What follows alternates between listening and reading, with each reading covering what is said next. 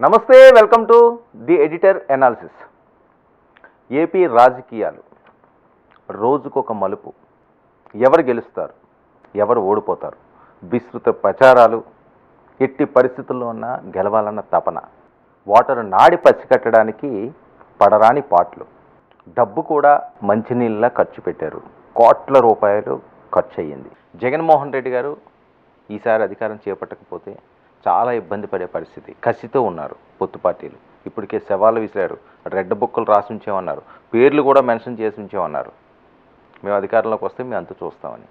అధికారంగా రాకపోతే వైఎస్ఆర్సీపీకి పరిస్థితి ఎలా ఉంటుంది ఊహించడానికే ఆంధ్రప్రదేశ్ రాజకీయాలు అందని విధంగా ఉన్నాయనొచ్చేమో.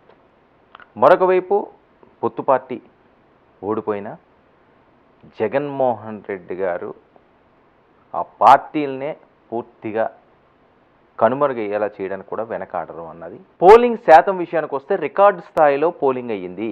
గత ఎన్నికలతో పోలిస్తే మంచి పోలింగ్ శాతం ఈసారి నమోదవడం జరిగింది. ముఖ్యంగా జనసేన పోటీ చేస్తున్న 21 స్థానాల్లో పోలింగ్ శాతం ఏ రకంగా ఉంది వివరంగా తెలుసుకునే ప్రయత్నం చేద్దాం. అంతేకాకుండా అక్కడ గెలుపోవటంలో కూడా ఒకసారి పరిశీలిద్దాం. ఇంకా రైల్వే కోడూరు నియోజకవర్గానికి వస్తే అరవ శ్రీధర్, ఆయన మీద ప్రత్యర్థి కొరమొట్ల శ్రీనివాసులు. అయితే ఇక్కడ 2019లో 74.1% ఓటు శాతం ఉండగా 2024లో 74.51% ఉంది. సో పెద్దగా డిఫరెన్స్ లేదు. 1% కూడా లేదు, 0.5% డిఫరెన్స్ ఉన్నది. మరి ఈ డిఫరెన్స్లో అరవ శ్రీధర్, ఎందుకంటే రైల్వే కోడూరులో కొద్దిగా యాక్టివ్గా జనసేన పార్టీ కార్యకర్తలు ఉంటారు. తెలుగుదేశం పార్టీ పూర్తిగా ఇక్కడ సహాయం అందించిందా లేదా అన్న దాని మీద ఈ విజయం ఆధారపడి